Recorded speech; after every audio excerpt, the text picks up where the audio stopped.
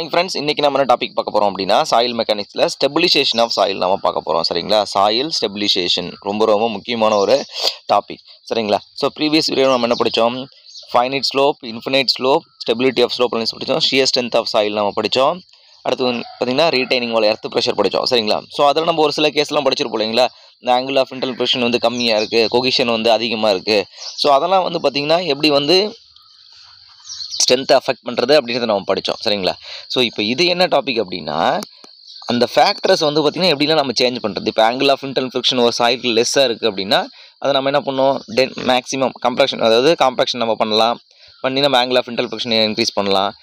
அதாவது நமக்கு கொகிஷன் ஒரு சாயிலில் கம்மியாக இருக்குது அப்படின்னா மறுபடியும் என்ன பண்ணலாம், சம் சாயில் ட்ரீட்மெண்ட் பண்ணி நம்ம அதை வந்து இன்க்ரீஸ் பண்ணலாம். சரிங்களா? ஸோ அதுக்கு பேர் தான் நமக்கு சாயில் ஸ்டெபிலைசேஷன் அப்படின்னு நம்ம சொல்கிறாங்க.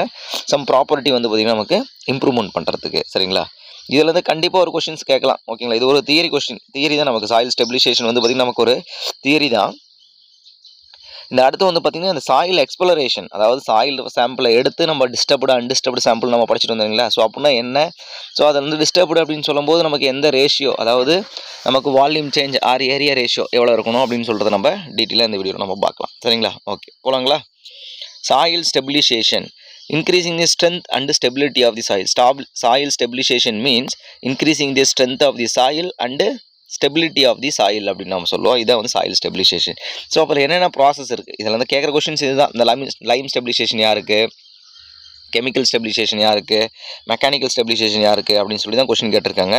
ரொம்ப இப்போ வந்து எதுவும் கேட்டது கிடையாது. Okay, S. ப்ராசஸ் ஃபஸ்ட்டு வந்து பார்த்திங்கன்னா லைம் ஸ்டெபிலைசேஷன். லைம் ஸ்டெபிலைசேஷன் ஒன்றும் கிடையாது. இந்த கால்சியம் ஆக்சைடு ஆர் கால்சியம் ஹைட்ராக்சைடை வந்து பார்த்திங்கன்னா சாயிலில் வந்து பார்த்திங்கன்னா ஆட் பண்ணுறோம். எதுக்கு ஆட் பண்ணுறோம் அப்படின்னா, நமக்கு ஒரு ஃபைன் கிரைன் சாயில் ஆல்ரெடி வந்து பார்த்திங்கன்னா நமக்கு லிக்யூட் லிமிட் வந்து பார்த்திங்கன்னா அதிகமாக இருக்குது, கம்மி பண்ணணும். பிளாஸ்டிக் லிமிட் கம்மியாக இருக்குது, எங்களுக்கு அதிகம் பண்ணணும் அப்படின்ற ஒரு சாயிலுக்கு நம்ம அதை ஆட் பண்ண போகிறோம். சரிங்களா? Calcium hydroxide or hydrated lime add பண்ணோம் அப்படின்னா என்ன ஆகுது அப்படின்னா, எதுக்கு ஆட் பண்ணுறோம் அப்படின்னா ஒரு பிளாக் காட்டன் சாயிலுக்கு பெஸ்ட் சூட்டபிள் மெத்தட் அப்படின்னு சொல்கிறாங்க இந்த lime stabilization method.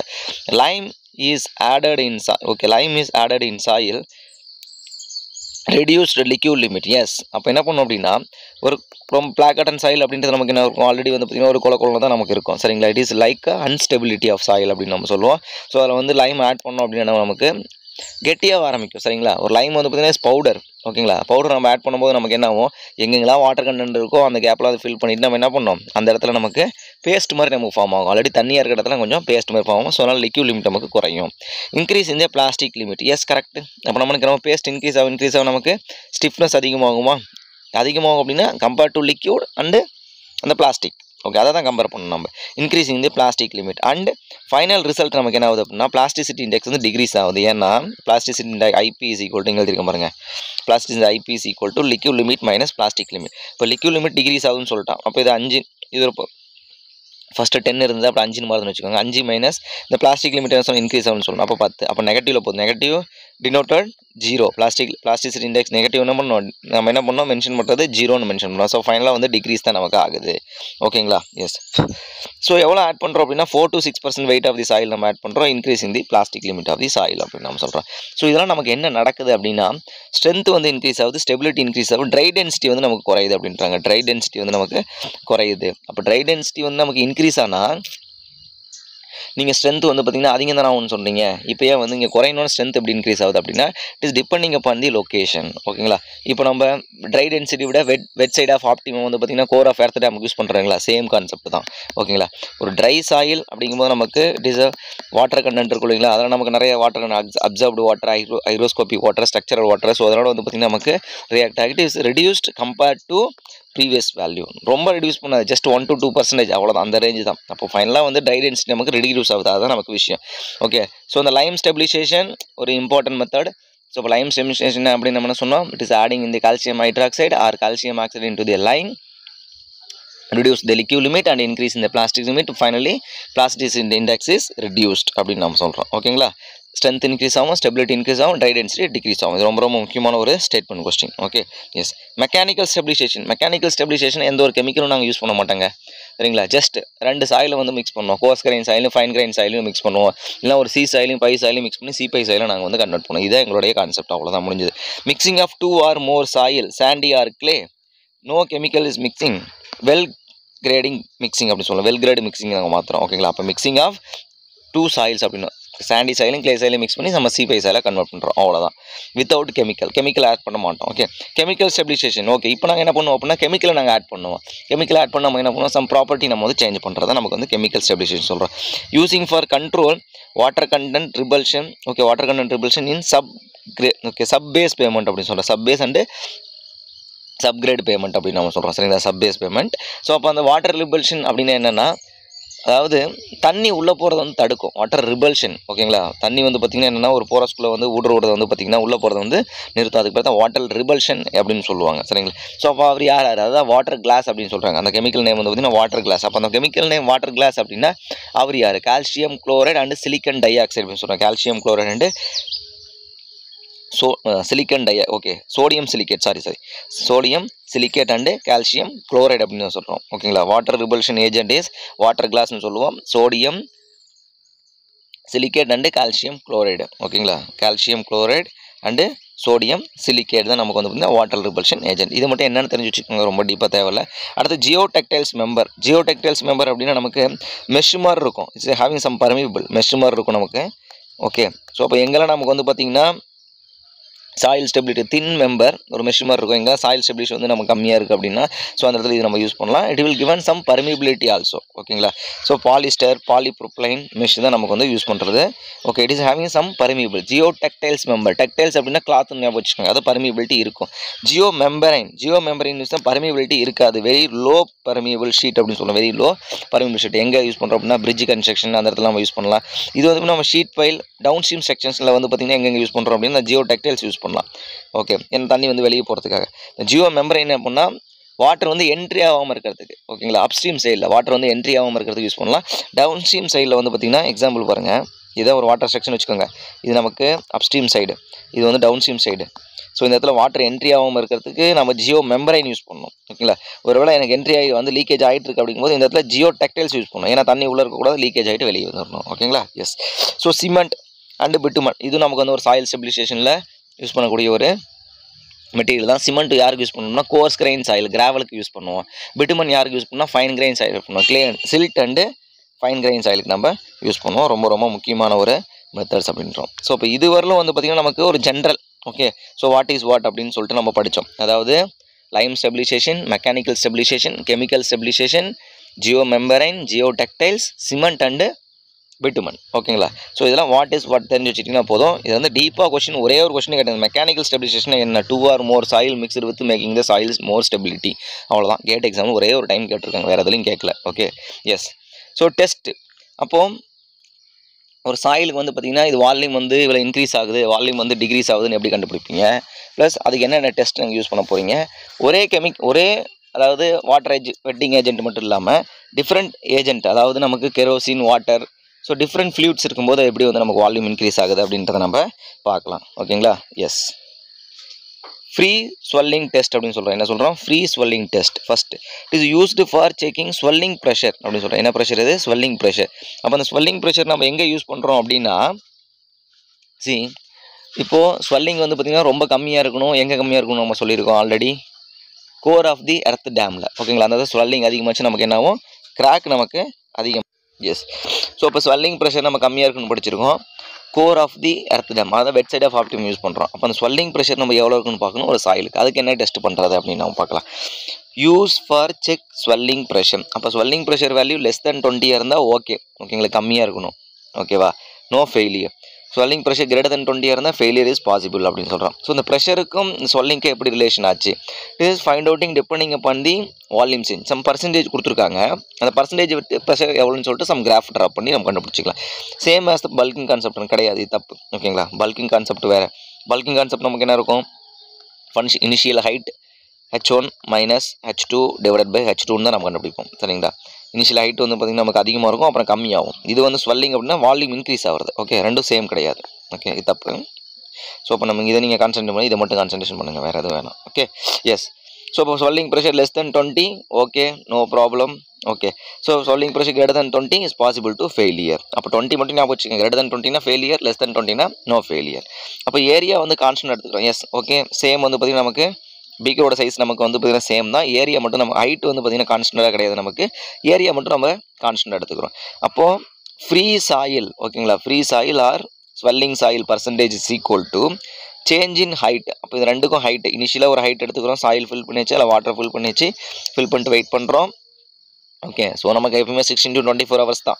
So wait பண்ணியாச்சு, வெயிட் பண்ணதுக்கப்புறம் வால்யூம் எவ்வளோ இன்க்ரீஸ் ஆகுது நம்ம பார்க்குறோம். அப்போ change in height divided by original height, change in height divide by original height. இது நம்ம பார்த்தீங்கன்னா swelling volume change or swelling height change அப்படின்னு நம்ம சொல்கிறோம். ஓகேங்களா, percentage of free soil height change அப்படின்னு சொல்கிறோம். So final volume minus initial volume divided by initial volume, இதுதான் நமக்கு வந்து பார்த்திங்கன்னா percentage of free soil swelling அப்படின்னு நம்ம சொல்கிறோம். ரொம்ப ரொம்ப முக்கியமான ஒரு கொஸ்டின். இந்த மாதிரி கொஸ்டின் கேட்கலாம். So initial height of the soil is the 20 centimeter. Okay, after that submerged into the water for the height is changed 21 centimeter. ஓகேங்களா, so what is the percentage of free soil swelling அப்படின்னு கேட்டாங்கன்னா நமக்கு difference நமக்கு எவ்வளோ 1 centimeter, initial height எவ்வளோ 20 centimeter, அப்போ into 100 போட்டுக்கோங்க, 0 cancel 5, அப்போ 5%. ஓகேங்களா, bulking of sand should not greater than 5%. Just ஒரு எக்ஸாம்பிள் தான் நம்ம சொன்னது. ஓகேவா, yes. Okay, so differential free soil test. அப்போ டிஃப்ரென்ஷியல் ஃப்ரீ சாயில் டெஸ்ட்னா என்ன? அப்போ என்ன அப்படின்னா differential free soil test is using for different fluids use பண்ணுறோம். வாட்டர் ஒன்று யூஸ் பண்ணுறோம், அடுத்து வந்து பார்த்திங்கன்னா கெரோசின் யூஸ் பண்ணுறோம். கெரோசின் வந்து பார்த்திங்கன்னா non wetting agent, non polar liquid. ஓகேங்களா, wetting agent non polar liquid அப்படின்னு நம்ம சொல்கிறோம். ஓகேங்களா, ஸோ டிஃப்ரெண்ட் ஃப்ளூயிட்ஸ் யூஸ் பண்ணுறோம். So percentage of difference free soil அப்படின்னு சொல்கிறோம். Percentage of different free soil is equal to, இது ரொம்ப ரொம்ப முக்கியமான ஒரு கொஸ்டின், 2-3 டைம் கேட்டிருக்காங்க இந்த question. So volume in water minus volume in kerosene divided by volume in kerosene. Volume in வாட்டரில் சாயில் வால்யூம் எவ்வளவு பார்க்குறீங்க, அடுத்து வால்யூம் இன் கெரோசினில் எவ்வளோன்னு பார்க்குறீங்க, divided by volume in kerosene எவ்வளோ பண்ணுங்க. இதில் எவ்வளோ டிஃப்ரென்ஸ் தான் நமக்கு வந்து பார்த்திங்கன்னா டிஃப்ரென்ஷியல் ஃப்ரீ சாயில் அப்படின்னு நம்ம சொல்கிறோம், இன்ட்டு பர்சன்டேஜ். அப்போ அந்த வேல்யூ வந்து classification based on that percentage of swelling பார்க்குறாங்க. ஓகேங்களா, அப்போ அந்த பர்சன்டேஜ் ஆஃப் ஸ்வெல்லிங் எவ்வளோ இருக்கணும் அப்படின்னா low, very low, low, medium, high, very high அப்படின்பாங்க. Low, medium, high, very high. அப்போ 0 to 20, அதாவது லெஸ் தென் 20குள்ளே இருந்துச்சுன்னா லோன்னு சொல்கிறோம். மீடியம் அப்படின்னா 20 to 35குள்ளே இருந்துச்சா மீடியம் சொல்கிறோம். 35 to 50குள்ளே இருந்துச்சுன்னா நமக்கு மீடியம் ஹைன்னு நம்ம சொல்கிறோம். அப்போ வெரி ஹை அப்படிங்கும்போது நமக்கு மோர் தென் 50 அப்படின்னு நம்ம சொல்கிறோம். Low, medium, high, very high. இது ரொம்ப ரொம்ப முக்கியமான ஒரு கொஸ்டின். இந்த கொஸ்டின் கேட்டாங்க மீடியம். ஓகேங்களா, அப்போ டிஃப்ரென்ஷியல் ஃப்ரீ ஸ்வெல்லிங் வேல்யூ 25%ன்னு சொல்லிட்டாங்க. அப்போது டிஃப்ரென்ஷியல் அந்த சாயில் வந்து எப்படி கிளாஸ் பண்ணலாம், மீடியம் ஸ்வெல்லிங் அப்படின்னு நம்ம சொன்னோம், மீடியம் ஸ்வெல்லிங். எஸ், இது வரலும் பார்த்திங்கன்னா நமக்கு வந்து சாயில் ஸ்டெபிலைசேஷன் படித்தோம், என்ன மெத்தட் எப்படிலாம் கண்டுபிடிக்கணும். இப்போ வந்து சாயில் எக்ஸ்ப்ளரேஷன். ஸோ எக்ஸ்ப்ளரேஷன்னா என்னங்க அப்படின்னா ஒன்றும் இல்லை, ஒரு சாயில் சாம்பிள் வந்து பார்த்திங்கன்னா ஒரு பர்டிகுலர் டெப்த்தில் இருந்து நம்ம எக்ஸ்கவேட் பண்ணி எடுக்கிறோம், அந்த சாயிலோடைய ப்ராப்பர்ட்டி கண்டுபிடிக்கிறோம், அதுக்கு பேர் தான் soil exploration. Soil is excavating from particular place or particular depth to determine the properties of the soil is known as soil exploration. ஓகேங்களா, நம்ம என்ன சாயில் எக்ஸ்ப்ளரேஷன் ஒன்று அந்த ப்ராப்பர்ட்டி கண்டுபிடிக்கிறது டெப்த்து உடனே இமிடியேட்டாக நம்ம கண்டுபிடிக்கணும். சரிங்களா, இன்ஸ்டன்ட் டெஸ்ட்டும் இருக்குது, லெபார்ட்டரி டெஸ்ட்டும் இருக்குது. சரிங்களா, ஸோ இந்த அனலைசிஸ் எதுக்கு யூஸ் ஆகுது அப்படின்னா ஒரு ஸ்ட்ரென்த் வந்து பார்த்திங்கன்னா நமக்கு ஒரு சென்சிட்டிவிட்டி கண்டுபிடிக்கிறதுன்னு வச்சுக்கலாம். ஓகே, அன்டிஸ்டர்ப்டு சாம்பிளுக்கும் டிஸ்டர்ப்டு சாம்பிளுக்கும் என்ன டிஃப்ரென்ஸ் நமக்கு வருது அப்படின்னு சொல்லிட்டு நம்ம பார்க்கலாம். எந்த மாதிரி சாம்பிளை வந்து நம்ம யூஸ் பண்ணுறோம் ஒரு டெஸ்ட்டுக்கும் அப்படின்றத நம்ம இதில் பார்க்கலாம். ஓகேங்களா, soil sample type. Okay, type 2 classify பண்ணுறோம், நமக்கு ஆல்ரெடி தெரியும், டிஸ்டர்ப்டு சாம்பிள், அன்டிஸ்டர்ப்டு சாம்பிள் சொல்லிட்டு. அன்டிஸ்டர்ப்டு சாம்பிள் யூஸ் பண்ணுறோமா, அது வெரி வெரி ரேர். ஏன்னு கேட்டால் அப்போ அன்டிஸ்டர்ப்டு சாம்பிள்லாம் முதல்ல என்னங்க அப்படின்னா the sample of the soil, water content and mineral property, structural properties not changing அப்படின்றோம். வாட்டர் கண்டென்ட் டிஸ்டர்ப் சாயிலில் வந்து ஃபீல்டில் என்ன இருக்கோ அதே மாதிரி தான் இருக்கும். நான் சாம்பிள் கலெக்ட் பண்ணதுக்கு அப்புறமும் வாட்டர் கண்டென்ட் சேஞ்ச் ஆகுது, மினரல் ப்ராப்பர்ட்டி சேஞ்ச் ஆகுது, ஸ்ட்ரக்சரல் ப்ராப்பர்ட்டி சேஞ்ச் ஆகுது. அப்படி எதுவுமே சேஞ்ச் ஆகலை அப்படின்னா அதுதான் எனக்கு அன்டிஸ்டர்ப்டு சாம்பிள். நார்மல் கொஸ்டின் கேட்கலாம். The excavated soil property like water content, mineral content, structural properties not changing. This property is known, that soil is known as undisturbed soil sample அப்படின்னு நம்ம சொல்கிறோம். Okay, the sample is known as undisturbed soil sample. Okay, so small disturbance. ஓகேப்பா, ஒரு tolerance நான் வச்சுருக்கேன், ஒரு 5% வச்சுருக்கேன் அப்படின்னா அதை நான் நெக்லெக்ட் பண்ணிடுறேன், அவ்வளோதான். ஓகேங்களா, இதுக்கு பேர் தான் அன்டிஸ்டர்ப்டு சாம்பிள். ஸோ இப்போ அந்த அன்டிஸ்டர்ப்டு சாம்பிள் தான் எல்லாத்துக்கும் யூஸ் பண்ணுறோமா, கிடையவே கிடையாது. ஸோ அந்த டிஸ்டர்ப்லேயே நம்ம டிகிரி ஆஃப் டிஸ்டர்பன்ஸ் நம்ம பார்க்குறோம். ஓகேங்களா, டிகிரி ஆஃப் டிஸ்டர்பன்ஸ் அப்படின்னா ஒரு டயாமீட்டர் ஒரு சாம்பிள் கனெக்ட் பண்ணதுக்கப்புறம் இன்சைடில் எவ்வளோ கிளியரன்ஸ் இருக்கலாம், அவுட் சைடில் எவ்வளோ கிளியரன்ஸ் இருக்கலாம், அதோட ஏரியா ரேஷியோ எவ்வளோ சேஞ்ச் ஆகிக்கலாம் அப்படின்னு சொல்லிட்டு நம்ம பார்ப்போம். அப்படி டிஸ்டர்ப்டு சாம்பிள் வாங்க, டிஸ்டர்ப்டு சாம்பிளில் 2 கிளாஸிஃபை பண்ணுறோம். ரிப்ரசன்டிவ் ஓகே representative sample நான் representative sample representative sample நான் representative sample ஸோ அப்படின்னு என்னென்னா ஒன்லி ஸ்ட்ரக்சரல் ப்ராப்பர்ட்டி மட்டும் தான் எங்களுக்கு சேஞ்ச் ஆகும் ஸ்ட்ரக்சரல் ப்ராப்பர்ட்டி சேஞ்ச் ஆகிட்டு போகும் எனக்கு ஒன்றும் பிரச்சனை கிடையாது எனக்கு நீங்கள் வாட்டர் கண்டென்ட் சேஞ்ச் ஆகக்கூடாது மினரல் ப்ராப்பர்ட்டி சேஞ்ச் ஆகக்கூடாது அது மட்டும் எங்களுக்கு இருந்தால் போதும் structural only the structural properties change the sample is known as representative sample அப்படின்னு சொல்கிறாங்க அண்ட் டிஸ்டர்ப்டு சாம்பிள் கிளாசிஃபிகேஷன் தான் டிஸ்டர்பில் சம் பர்சன்டேஜ் டாலரன்ஸ் கொடுத்து நம்ம வச்சிருக்கோம் அதுதான் ரிப்ரசன்டேட்டிவ் சாம்பிள்னு சொல்கிறாங்க அன்டிஸ்டர்ப்டு சாம்பிள்னால் எல்லாமே எங்களுக்கு வந்து பார்த்தீங்கன்னா நான் ரிப்ரசன்டேட்டிவ் சாம்பிள்னா எல்லாமே எங்களுக்கு சேஞ்ச் ஆகிடுச்சு மினரல் ப்ராப்பர்ட்டி சேஞ்ச் ஆகிடுச்சு வாட்டர் கண்டென்ட் சேஞ்ச் ஆகிடுச்சு ஓகேங்களா சென்சிட்டிவிட்டி சேஞ்ச் ஆகிடுச்சு டிஸ்டர்பன்ஸ் வந்து ரொம்ப அதிகமாக இருக்குது அப்படின்னு நம்ம சொல்லிடுறோம் ஓகேங்களா ஸோ அப்போ இதில் மேக்ஸிமம் யூஸ் பண்ணக்கூடிய சாம்பிள் டெஸ்ட்டுக்கு என்ன யூஸ் பண்ணுறோம் அப்படின்னா நமக்கு ரிப்ரசன்டேட்டிவ் சாம்பிள் தான் நம்ம யூஸ் பண்ணுறோம் ரொம்ப ரொம்ப முக்கியம் ஸோ சாயில் சாம்பிளை 2 டைப்பாக கிளாஸிஃபை பண்ணுறோம் ஒன்று வந்து பார்த்திங்கன்னா அன்டிஸ்டர்ப்டு சாம்பிள் டிஸ்டர்ப்டு சாம்பிளை ரெண்டாக பண்ணுறோம் ரிப்ரசன்டேட்டிவ் சாம்பிள் நான் ரிப்ரசன்டேட்டிவ் சாம்பிள் அன்டிஸ்டர்ப்டு சாம்பிள்னால் எல்லா ப்ராப்பர்ட்டியும் சேமாக இருக்குங்க எங்களுக்கு எந்த ப்ராப்பர்ட்டியும் சேஞ்ச் ஆகுது அப்போ அந்த ப்ராப்பர்ட்டி என்னென்ன water content mineral property structural property எல்லாமே எங்களுக்கு கான்ஸ்டண்ட்டாக இருக்கும் ஆனால் டிஸ்டர்ப்டு சாம்பிளில் எங்களுக்கு எதுவுமே கான்ஸ்டண்ட்டாக இருக்குது பட் ஆனால் கான்ஸ்டண்ட்டாக இருக்காது பட் அதையும் நாங்கள் சேஞ்ச் பண்ணுறோம் ரெண்டாக கிளாஸிஃபை பண்ணுறோம் ரிப்ரசன்டேட்டிவ் சாம்பிள் இதில் வந்து பார்த்திங்கன்னா ஒன்லி ஸ்ட்ரக்சரல் ப்ராப்பர்ட்டி தான் சேஞ்ச் ஆகிருக்கும் வாட்டர் கண்டென்ட் மற்ற ப்ராப்பர்ட்டிலாம் எதுவும் சேஞ்ச் ஆகிருக்காது டிஸ்டர்ப்டு சாம்பிளில் அதாவது நான் ரிப்ரசன்டேட்டிவ் சாம்பிளில் எங்களுக்கு எல்லாமே சேஞ்ச் ஆகிருக்கும் அது எங்களுக்கு தேவையே இல்லை அப்படின்னு நம்ம சொல்லியாச்சு ஓகேவா எஸ் போகலாங்களா நெக்ஸ்ட்டு அப்போ டெஸ்ட் அண்ட் டைப் ஓகேங்களா நீங்கள் இப்படி சொல்லிட்டு போயிட்டீங்க அப்போ எங்களுக்கு பர்மிசிபிள் லிமிட் தான் என்ன அதெல்லாம் சொல்லுங்கள் அப்படின்றாங்க test and type of the sample அதுக்கு தான் நம்ம டெஸ்ட் பண்ண போகிறோம் என்னென்ன அப்படின்னு சொல்லிட்டு அப்போ அன்டிஸ்டர்ப்டு சாம்பிளுக்கு என்னென்ன டெஸ்ட் நமக்கு இப்போ யூஸ் பண்ணலாம் அப்படின்னா பர்மிபிலிட்டி டெஸ்ட் நம்ம பண்ணலாம் ஷியர் ஸ்ட்ரென்த் ஆஃப் சாயில் பண்ணலாம் கன்சாலிடேஷன் பண்ணலாம் ஸ்ரிங்கேஜ் லிமிட் பண்ணலாம் coefficient of volume of compressibility coefficient of compressibility AV பண்ணலாம் கம்பர்ஷன் இண்டெக்ஸ் பண்ணலாம் MV coefficient of volume of compressibility AV divide by 1 + E0 AV equal to delta divide by delta sigma ஓகேங்களா நம்ம படிச்சோம் இல்லைங்களா yes AV equal to delta U by delta sigma yes so representative sample அப்படின்றோம் what is the representative sample அப்படின்னா yes AV divided by 1 + E0 கரெக்டாக தானே formula so representative sample அப்படின்னா நமக்கு தெரிஞ்சிருச்சு டிஸ்டர்ப்டு சாம்பிள் தான் சொல்லிட்டேன் அதாவது சம் டாலரன்ஸ் லிமிட்குள்ளே அப்போ அந்த டெஸ்ட் என்னென்னு நம்ம பண்ணலாம் ஸ்பெசிஃபிக் கிராவிட்டி பண்ணலாம் CV அனாலிசிஸ் பண்ணலாம் கன்சிஸ்டன்சி லிமிட் பண்ணலாம் இந்த சைடில் நம்ம வந்து யூஸ் பண்ணிக்கலாம் representative சாம்பிளுக்கு ஓகேங்களா எஸ் நெக்ஸ்ட்டு போகலாங்களா ஸோ இப்போ தான் நம்ம வந்துட்டோம் டிசைன் ஆஃப் சாம்பிளர் இப்போ நீங்கள் சொன்னோம் இல்லைங்களா டிஸ்டர்ப்டு சாம்பிள் அன்டிஸ்டர்ப்டு சாம்பிள் சொன்னால் அப்போ எதை வச்சு கிளாஸிஃபை பண்ணுறீங்க அப்படின்னா first area ratio inside clearance outside clearance ஓகேங்களா அதுக்கு என்னென்ன டெஸ்ட் இருக்குது அப்படின்றத நம்ம இப்போ பார்க்கலாம் okay yes so design of sampler அப்போ அந்த சாம்பிளர் டியூப் நம்ம என்னென்னு பார்க்கணும் ஓகேங்களா இந்த sampler tube is steel tube okay இந்த சாம்பிளர் டியூப் அப்படின்றது ஒரு steel tube collecting the sample of the soil அப்படின்றோம் ஓகே ஒரு ஸ்டீல் டியூப் ஒன்றும் கிடையாது இந்த இடத்துல ஒரு டியூப் மாதிரி இருக்கும் அந்த இடத்துல நம்ம வந்து கலெக்ட் பண்ணுறதுக்கு ஜஸ்ட் வெயிட் அப்ளை பண்ணுறதுக்கு இந்த இடத்துல சம் எட்ஜஸ் கொடுத்துருப்பாங்க டியூப்பில் வந்து பார்த்திங்கன்னா சம் ஹைட்டு கொடுத்துருப்பாங்க டியூப்பில் நம்ம சம் ஹைட்டு கிளாஸிஃபை பண்ணியிருப்பாங்க ஓகே எஸ்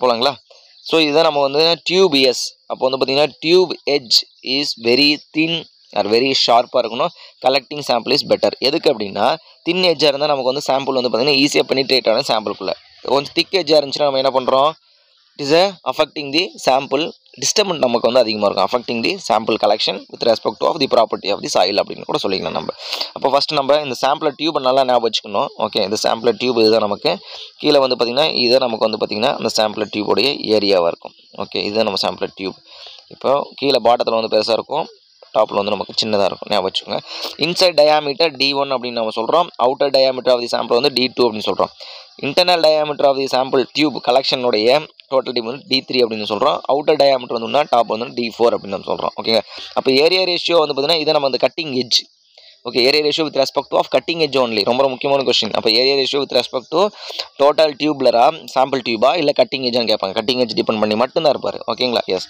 அப்போ ஞாபகம் வச்சுக்கோங்க ஏரியா ரேஷியோ அப்போ ஏரியா ரேஷியோ நம்ம என்ன பண்ணலாம் இதனுடைய டோட்டல் ஏரியா டெலிட் பண்ணி விட்ருங்க அப்போது இதனுடைய டோட்டல் ஏரியா பாருங்கள் கட்டிங் எட்ஜோட ஏரியா இது வந்து சர்க்குலர் ஷேப் தான் நமக்கு இருக்கும் அப்போ pi D² D2² divided by 4 எழுதிக்கலாங்களா minus D1² by 4 by D² நம்ம கேன்சல் பண்ணணும் ஸோ பேலன்ஸ் மட்டும் நம்ம எடுத்துருக்கோம் அதாவது பை D1² டிவைடட் பை 4 இப்போ இதே மாதிரி நமக்கு என்ன by D1² divided by 4 by 4 எல்லாத்தையும் காமனாக இருக்கணும் எடுத்து அடிச்சாச்சு மீதி இருக்க நமக்கு வந்து பார்த்திங்கன்னா இந்த cutting edge area the area ratio is equal to டேரெக்டாக ஃபார்முலா எழுதிக்கோங்க D2² minus D1² divide by D1² எப்பவுமே பெருசு தான் ஃபஸ்ட் எழுதிக்கணும் அப்போ D2 தான் பெருசு எப்பவுமே வந்து ஸ்மால் தான் கீழே இருக்கணும். ஓகே, அதையும் ஞாபகம் வச்சுக்கணும். இதெல்லாம் ஒரு ஜஸ்ட் ஒரு கூட்டுமான மாதிரி ஞாபகம் வச்சுக்கணும். Okay, d2 square minus d1 square divide by d1 square. ஓகேங்களா, d2 square minus d1 square divide by d1 square. Okay, yes, கான்செப்டை புரிஞ்சுக்கிட்டு நம்ம ஃபார்முலாவும் ஞாபகம் வச்சுக்கணும். நம்ம ஒரு ஃபார்முலா படிக்கிறோம், ஏகப்பட்ட ஃபார்முலா படிக்கிறோம் இல்லைங்களா.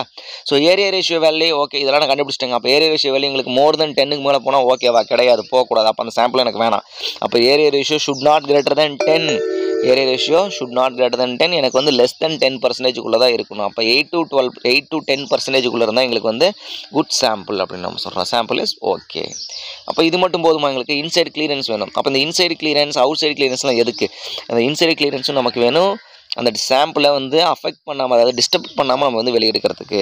ஓகேங்களா, required to reduce the friction and elastic expansion அப்படின்ற ஒரு சாம்பிளை கலெக்ட் பண்ணதுக்கப்புறம் நம்ம என்ன ஆகும்? இது வந்து பார்த்திங்கன்னா போத் சைடில் நமக்கு என்ன ஆகும்? இட்ஸ் ஹேவிங் சம் ஃப்ரிக்ஷன், ரொம்ப டைட்டாக இருக்கும். ஓகேங்களா, ஜென்ரலாக பேசணும் அப்படின்னா அது வந்து டைட்டாக இருக்கும். வெளியே வரதுக்கும் சும்மா கிளியரன்ஸ் எங்களுக்கு வேணும்பா, அது 2 to 3 mm சம்திங். ஓகேங்களா, சம் பர்சன்டேஜ் எங்களுக்கு வேணும்.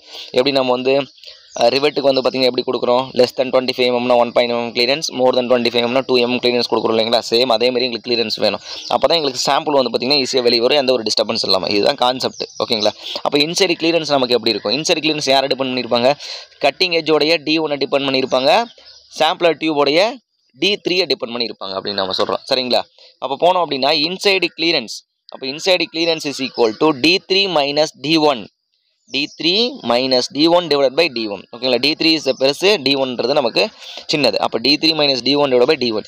இன்சைடு கிளியரன்ஸ் நமக்கு எப்பவுமே அதிகமாக இருக்கணும். அவுட் சைடு கிளியரன்ஸோட எவ்வளோ இருக்கும் அப்படின்னா 1 to 3%. ஓகேங்களா, 1 to 3% minimum required to avoid the friction அப்படின்னு நம்ம சொல்கிறோம், or elastic expansion. Okay, yes. அப்போ அவுட் சைடு கிளியரன்ஸ் எவ்வளோங்க? அவுட் சைடு கிளியரன்ஸ் இல்லைனாலும் பிரச்சனை இல்லை, பட் எங்களுக்கு மினிமம் வேணும். அப்போ அவுட் சைடு கிளியரன்ஸ் யாரை டிபெண்ட் பண்ணியிருப்பாங்க? கட்டிங் எஜ்ஜோடைய D2 டயாமீட்டர். ஓகேங்களா, பெருசு அதுதான் D2 மைனஸ் D4 டயாமீட்டர்.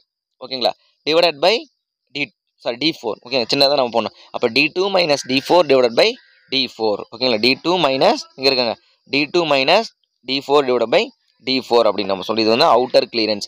அப்போ எவ்வளோ இருக்கணும் அப்படின்னா 0 to 2% நமக்கு இருக்கணும். ஓகேங்களா, எவ்வளோ இருக்கணும்? 0 to 2%. So control for the outer friction அப்படின்றோம். அப்போ அவுட்டர் ஃப்ரிக்ஷன், ஆமாம், நீங்கள் சாம்பிளை வந்து கட் பண்ணி எடுத்துட்டேன், நான் வெளியே இருக்கிறதுக்கு டிஸ்டர்பன்ஸாக இருக்குது, நான் என்ன பண்ணோம்? Left right north south east 4 பக்கம் வந்து மூவ் பண்ணி தான் நம்ம வந்து சாம்பிளை வெளியே எடுக்கணும். ஸோ அதனால் எங்களுக்கு மினிமம் சம் கிளியரன்ஸ் கொடுங்க அப்படின்னா 0 to 2%. அப்போது ஒரே ஒரு கொஸ்டின் கேட்டிருந்தாங்க.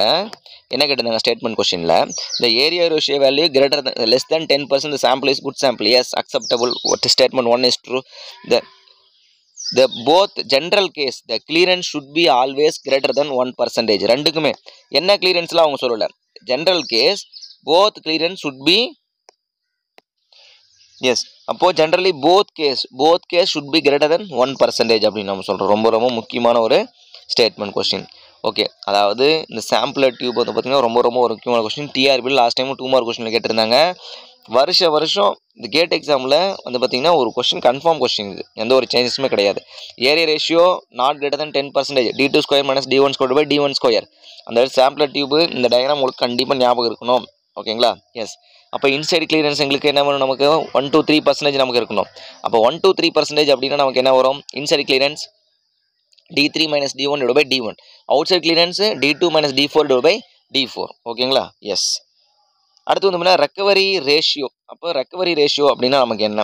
அதாவது என்னென்னா, சாம்பிளை வந்து பார்த்திங்கன்னா ஒரு டியூப் நம்ம இன்சர்ட் பண்ணுறோம் உள்ள சாயில் சாம்பிளுக்குள்ளே. இன்சர்ட் பண்ணதுக்கப்புறம் சாம்பிள் வெளியிடத்துக்கப்புறம் என்னென்னா, லென்த் வந்து நமக்கு 150 mm டெப்த் ஆஃப் சாம்பிள் அப்படின்னா சேம் அதே 150 mm நமக்கு கிடைச்சா பெட்டர். கிடைக்கல அப்படின்னா நமக்கு வந்து something is property change, something is problem in the sample. அதுதான் மீனிங் நமக்கு. ஓகேங்களா, இதை நீங்கள் புரிஞ்சுக்கிட்டா போதும், வேறு எதுவும் தேவையில்லை. அப்போ recovery ratio recovered length of the sample divide by total length of the penetration அப்படின்றோம். ஓகேங்களா, 150 mm பெனிட்ரேஷன் ஆச்சுன்னா எனக்கு அதே லென்த் இருந்தால் பெட்டர். அப்போ அந்த ரெக்கவரி லென்த் வந்து 1 அப்படின்னா soil is the good. Recovery ratio is greater than 1 அப்படின்னா சாயில் இஸ் ஸ்வெல்லிங் ஆகிடுச்சுன்னு அர்த்தம். ரெக்கவரி லென்த் வந்து லெஸ் தென் 1 ஆகி போச்சுன்னா எங்களுக்கு கம்ப்ரஸ்டு ஆர் ஸ்ரிங்கேஜ் அப்படின்னு அர்த்தம். சரிங்களா, இது ஒன்றும் பெரிய விஷயம் இல்லை, ஜஸ்ட் ஞாபகம் வச்சுட்டு நமக்கு போதும். Okay, yes. Seismic method. ஓகேங்களா, அப்போ சைசமிக் மெத்தட் அப்படின்றது ஒரு ஃபீல்டு மெத்தட். எப்படி நம்ம ரேடார் சோனார் யூஸ் பண்ணுறோமோ சேம் கான்செப்ட் தான். ஒரு டிரான்ஸ்மிட்டர் இருக்கும், ஒரு ரிசீவர் இருக்கும். ஸோ அதுலேருந்து நமக்கு சிக்னல் போயிட்டு எப்போ ரிசீவ் ஆகுதோ அதனோட டெப்த் நம்ம ஃபார்முலா யூஸ் பண்ணி கண்டுபிடிக்க போகிறோம். அவ்வளோதான், சிம்பிள். ஓகே, சேம் இதான் வந்து பார்த்திங்கன்னா நமக்கு ஃபீல்டு மீடியம், நமக்கு சாயில் மீடியம். ஸோ இது நம்மளுடைய டிரான்ஸ்மிட்டர் அந்த லெஃப்ட்டில் இருக்கிறது. ரைட்டில் இருக்கிறது வந்து பார்த்திங்கன்னா ரிசீவர். ஸோ இங்கேருந்து நம்ம சிக்னல் போகுது பர்டிகுலர் ரிஜிட் சாயில் வந்து பார்த்திங்கன்னா ஃபிக்ஸ் பண்ணிவிட்டு மறுபடியும் ரிட்டன் வந்து டிரான்ஸ்மிட்டருக்கு வந்தது. அப்போ இதுக்கூட ஃபார்முலா டி அப்படின்றது வந்து பார்த்திங்கன்னா small d is equal to distance between the two station அப்படின்றோம். ஸ்டேஷன் அப்படின்னா டிரான்ஸ்மிட்டருக்கு ரிசீவருக்கு உள்ள distance. HRD capital D is equal to depth of the soil medium. ரொம்ப ரொம்ப முக்கியம். இந்த டிக்கு இந்த டிக்கு கன்ஃபியூஸ் ஆகக்கூடாது. அதுதான் டிக்கு நான் ஹெச்னு போட்டேன். ஓகேங்களா? அப்போ H is equal to depth of the stratum, depth of the soil medium or depth of the hard stratum is equal to small d divided by 2 under the square root of change in velocity divided by total velocity. Change in velocity divide by total velocity. எல்லா velocity இங்கே கூட்டிங்க. இதுதான் நமக்கு வந்து formula. அப்போ H is equal to d by 2 under the square root of change in velocity divide by total velocity. ரொம்ப ரொம்ப முக்கியம். வெலாசிட்டி ஃப்ரம் டிரான்ஸ்மிட்டர் V2 அப்படின்றது வெலாசிட்டி ஃப்ரம் ரிசீவர் அப்படின்னு சொல்லுவாங்க. சரிங்களா? எஸ், இதுலேயே ரொம்ப ரொம்ப முக்கியமான மெத்தடு இந்த சாம்பிளர் டியூப் மெத்தடு தான், ஏரியா ரேஷியோ தான். ஸோ இது வந்து பார்த்திங்கன்னா சும்மா தெரிஞ்சு வச்சுக்கோங்க என்னென்ன டெஸ்ட்டுக்கு வந்து என்னென்ன யூஸ் பண்ணுறாங்க அப்படின்னு சொல்லிட்டு ஒரு டைம் கேட்ட எக்ஸாம்பிள் கேட்டிருந்தாங்க. சரிங்களா? அதாவது match the following. Okay, TNPSC ஏலையும் ஒரு டைம் கேட்டிருந்தாங்க என்னென்ன டெஸ்ட் எதுக்கு யூஸ் பண்ணுவாங்க. ஸோ இந்த ஆகர் போரிங் கேட்டிருந்தாங்க. ஓகேங்களா? எதுக்குன்னா வாட்டர் ஹைவே டிபார்ட்மெண்ட் வந்தோம்னா ஷாலோ டெப்த்துக்கு இது பண்ணுவாங்க. Okay, yes. First test and sampler. Diamond sampler. Diamond அப்படின்னா ஹார்டு ராக்கு ரொம்ப சாம்பிள் யூஸ்ஃபுல்லாக இருக்கும். இந்த சாம்பிள் கலெக்ட் பண்ணுறதுக்கு டைமண்ட் சாம்பிளர் யூஸ் பண்ணுவாங்க. Open trial pit shallow depth. Open trial pit வந்து ஷாலோ டெப்த்துக்கு ட்ரென்ச் அப் டு 3 மீட்டருக்கு யூஸ் பண்ணுவோம். ஆகர் போரிங் வந்து ஷாலோ டெப்த் ரொம்ப ரொம்ப முக்கியம். ஹைவே டிபார்ட்மெண்ட் வந்து பார்த்திங்கன்னா அப்பப்போ பார்த்திங்கன்னா சைடு ரோடு சைடில் வந்து சாம்பிள் கனெக்ட் பண்ணிட்டு இருப்பாங்க. சின்னதாக ஒரு இந்த மாதிரி ஒரு போரிங் மிஷின் வச்சுக்கிட்டு ஆகர் போரிங் அப்படி சொல்லுவாங்க. கலெக்ட் பண்ண வாஷ் போரிங் அப்படின்னா வாஷ் பண்ணுறதுக்கு ஹைலி வாட்டர் டேபிள். ஞாபகம் வச்சுக்கோங்க. ஹைலி வாட்டர் டேபிள் அப்படின்னு சொல்கிறேன். ரோட்டரி ட்ரில்லிங் அப்போ ராக் சாம்பிளுக்கு தான். ரோட்டரி வந்து ராக் சாம்பிள் தான் யூஸ் பண்ணுவோம். டயாமீட்டர் ஆஃப் ஹோல் வந்து பார்த்தீங்கன்னா 150 mm diameter hole. Diameter of hole வந்து மோர் தென் 150 mm இருக்கும் நமக்கு. பர்குவேஷன் போரிங் அப்படின்னா நமக்கு ஹார்ட் ஸ்டேட்டம் தான். அதுவும் நமக்கு கோர் ட்ரில்லிங் அதுவும் ஹார்ட் ஸ்டேட்டம் தான், ராக் சாம்பிள். கேஸ்ட் போரிங் அதுவும் நமக்கு வந்து பார்த்திங்கன்னா கேஸ்ட் போரிங் அப்படின்னு நமக்கு என்னென்னா இந்த போர் பண்ணும்போது நமக்கு என்னென்னா ஜஸ்ட் அந்த சாம்பிளை கனெக்ட் பண்ணுறதுக்கு ஒரு கேஸ் மாதிரி நம்ம வந்து ப்ரொவைட் பண்ணியிருப்பாங்க. ஓகே, அதை கேஸ்ட் போரிங் சொல்லுவாங்க. சாண்ட் அண்ட் கிளே சைலுக்கு நமக்கு வெரி சூட்டபுள், மோஸ்ட் எக்ஸ்பான்சிவ், அது வெரி எக்ஸ்பான்சிவ். இது காஸ்ட்லி வந்து ரொம்ப அதிகம் அப்படின்னு சொல்கிறாங்க. Caste boring. கேஸ் அப்படின்னா நமக்கு என்ன வரும், கேஸ்ட் அதாவது க்ளோஸ் பண்ணி வச்சிருக்காங்க அப்படின்னா நமக்கு வந்து சாம்பிளை கனெக்ட் பண்ணும்போது கிளேவாக இருக்கணும், இல்லை சாண்டாக இருக்கணும். ஏன்னா கீழேனா நமக்கு கொட்டிடும் அப்படின்னு சொல்லிட்டு. ஸோ இந்த sampler tube degree of disturbance. ஒவ்வொரு சாம்பிளர் டியூப்புக்கும் உங்களுக்கு டிகிரி ஆஃப் டிஸ்டர்பன்ஸ் இருக்குங்களா? Degree of disturbance depending upon what? யார் டிபெண்ட் பண்ணியிருப்பாங்க? ஏரியா ரேஷியோ மட்டும்தான். ரெக்கவரி லென்த்தும் கிடையாது, அவுட் சைட் கிளியரன்ஸ் யாருமே கிடையாது.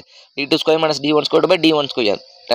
அதாவது degree of disturbance of the sampler depending upon the area ratio. 1 mark question. ஓகேங்களா? 2017 டிஆர்பி கொஸ்டின் இது 1 மார்க். Okay, yes. ஸோ அப்போ பிஸ்டன் சாம்பிளர். ஓகே, பிஸ்டன் அப்படின்னா கன்னு ஞாபகம் வச்சுக்கோங்க. கன்று வந்து பார்த்தீங்கன்னா கிளியரன்ஸ் எப்படி இருக்கும்? ஃபஸ்ட் கிளாஸாக இருக்கும். Undisturbed sample, low degree of disturbance அப்படின்றோம். Low degree of disturbance. Shank. Okay, shank tube அது. ஓகேங்களா? டியூப் இதுவும் நமக்கு அன்டிஸ்டர்ப்டு சாம்பிள் தான். பட் ஆனால் not best for engineering work நம்ம யூஸ் பண்ணுறது கிடையாது. Split spoon sampler very very disturbed sample அப்படின்னு சொல்லலாம். இது வந்து டிஸ்டர்ப்டு சாம்பிள் இங்கே தான் ஸ்டார்ட் ஆகுது. ஸ்பிளிட் பூன் சாம்பிள் வந்து டிஸ்டர்ப்டு சாம்பிள் தான். ஓகேங்களா? ரிமோல்டட் சாம்பிளர் இதுவும் நமக்கு டிஸ்டர்ப், ஏன்னா ரிமோல் பண்ணிட்டீங்க, இதுவும் நமக்கு டிஸ்டர்ப்டு சாம்பிள் தான். பிளாஸ்ட். அப்போ அந்த பிளாஸ்ட் தான் வந்து ஆமாம், நீங்கள் எல்லாத்தையும் என்ன பண்ணீங்க, பாம்பு போட்டு பிளாஸ்ட் பண்ணிட்டீங்க. அப்புறம் அது என்ன சாம்பிளாக இருக்கும்? டிஸ்டர்ப்டு சாம்பிளாக தான் இருக்கும். அப்போ எங்களுக்கு சுத்தமாக நமக்கு வந்து யூஸ் ஆகாது. High degree of disturbance use ஆகாதுன்னு சொல்ல முடியாது. இப்போ ராக் சாம்பிள் எடுக்கும்போது நம்ம பிளாஸ்ட் பண்ணி தான் நம்ம எடுக்க முடியும். நம்மளோட இன்ஜினியரிங் ப்ராப்பர்ட்டிக்கு மெஜாரிட்டி ஆஃப் அக்யூரேட் ரிசல்ட் நமக்கு கொடுக்காது. ஓகேங்களா? ரொம்ப ரொம்ப முக்கியம். எப்படி கேட்பாங்க அப்படின்னா கேட்டிருந்தாங்க, எது வந்து பார்த்தீங்கன்னா low degree of disturbance increasing ஆர்டரில் எழுதுங்க, டிக்ரீசிங் ஆர்டரில் எழுதுங்கன்னு சொல்லுவாங்க. Piston sampler very low degree disturbance. ஓகேங்களா? அப்போ அன்டிஸ்டர்ப்டு சாம்பிள். ஷாங்க் சாம்பிளர் அதுவும் undisturbed sample. Split spoon sampler disturbed sample. அடுத்து வந்து பார்த்திங்கன்னா நமக்கு இன்னொன்று என்னது, ரிமோல்டு சாம்பிள் டிஸ்டர்ப்டு சாம்பிள். அடுத்தது blast sample high degree of disturbance அப்படின்னு நம்ம சொல்கிறோம். ரொம்ப ரொம்ப முக்கியமான ஒரு 1 மார்க் கொஸ்டின். சரிங்களா? ஸோ இதுவரை நம்ம பார்த்து வந்து பார்த்திங்கன்னா soil exploration and stabilization of soil topic முடிஞ்சாச்சு. இன்னும் நமக்கு சாயில் மெக்கானிக்ஸில் ஒரே ஒரு டாபிக் தான் இருக்கார். யார்? ஒரு ஃபவுண்டேஷனில் 2 டைப்ஸ் இருக்குது நமக்கு. Deep foundation, shallow foundation. அதுக்கு என்னென்ன மெத்தட் யூஸ் பண்ணுறோம்? இந்த டீப் ஃபவுண்டேஷன் செலெக்ஷன் ப்ரொசீஜர் என்ன, ஷாலோ ஃபவுண்டேஷன் செலெக்ஷன் ப்ரொசீஜர் என்ன, ராஃப்ட் ஃபவுண்டேஷனுக்கான செலெக்ஷன் ப்ரொசீஜர் என்ன அப்படின்னு சொல்கிறது நீட்டாக practical with respect to practical எக்ஸாமினேஷனும் நம்ம வந்து பார்க்கலாம். சரிங்களா? அது மட்டும் இல்லாமல் ஒரு ஃபுட்டிங்கும் இன்னொரு ஃபுட்டிங்கும் கேப் எவ்வளோ இருக்கணும்? சரிங்களா? அது வந்து ப்ரெஷர் பல்பில் எப்படி ஓவர்லேப் ஆகுது, ஐசோபார் மெத்தட் படிச்சு இல்லைங்களா, ஸ்ட்ரெஸ் டிஸ்ட்ரிபியூஷன் ஆஃப் சாயிலில். ஸோ அப்படின்றத நம்ம வந்து நெக்ஸ்ட் கிளாஸில் டீட்டெயிலாக பார்ப்போம். சரிங்களா? ஸோ இதுவரையில் சாயில் மெக்கானிக்ஸ் முடிச்சாச்சு அப்படின்றத மேக்ஸிமம் வந்து பார்த்திங்கன்னா ஃபுல்லாக நோட்ஸ் நமக்கு வந்து ஷேர் பண்ணியாச்சு. ஓகே, சாயில் மெக்கானிக்ஸ் முடிச்சாச்சு. ஓகே, ஸோ இது வரலும் பார்த்திங்கன்னா நீங்கள் ஃபுல்லாக நீங்கள் வந்து ஓன் நோட்ஸ் வந்து பார்த்திங்கன்னா இந்த வீடியோவை பார்த்து ஓன் நோட்ஸ் எடுத்தாலும் சரி, இல்லை ஆல்ரெடி நம்ம பிரிண்ட் அவுட் எடுத்து வச்சுருக்கீங்களா, ஆல்ரெடி PDF அனுப்பிடுறீங்களா, அதை நீங்கள் பிரிண்ட் அவுட் எடுத்துகிட்டு அதில் நீங்கள் எக்ஸ்ட்ரா பாயிண்ட் உங்களுக்கு தெரிஞ்ச பாயிண்ட் நோட் பண்ணி வச்சுட்டாலும் சரி, நோ ப்ராப்ளம். சரிங்களா, ரொம்ப இது உங்களுக்கு யூஸ்ஃபுல்லாக இருக்கும். Okay friends, thank you so much and all the very best.